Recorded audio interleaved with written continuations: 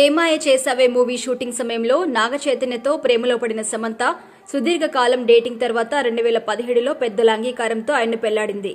అయితే 4 ఏళ్లు తిరిగేసరికి వ్యక్తిగత కారణాలతో సమంత నాగ చైతన్య విడిపోతున్నట్టు ప్రకటించడంతో చిత్ర పరిశ్రమ ఉలిక్కిపడింది.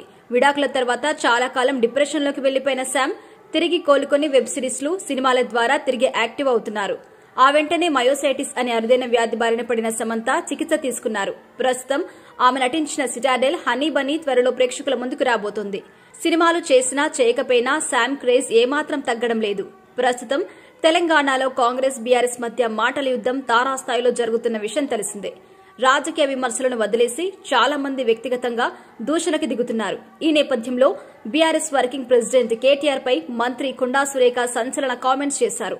ఇదే సమయంలో సమంత, నాగ చైతన్యల విడాకుల అంశాన్ని సురేఖ ప్రస్తావించారు.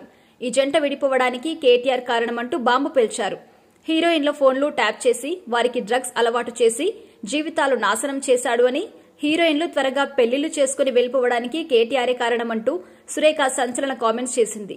ఈ విషయం తెలుగు చిత్ర పరిశ్రమలోని పెద్దలందరికీ తెలుసని, కేటీఆర్ కి అమ్మ, అక్క, చెల్లి, కూతురు లేరా, దొంగ ఏడుపు ఏడవద్దంటూ సురేఖ ఆగ్రహం వ్యక్తం చేశారు.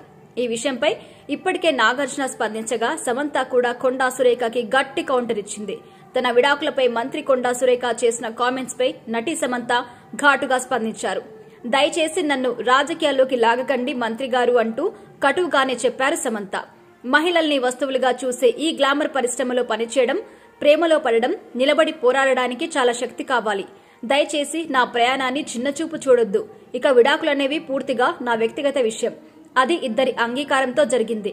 దయచేసి నా పేరును రాజకీయాలకు దూరం పెట్టండి అని సమంత పేర్కొంది.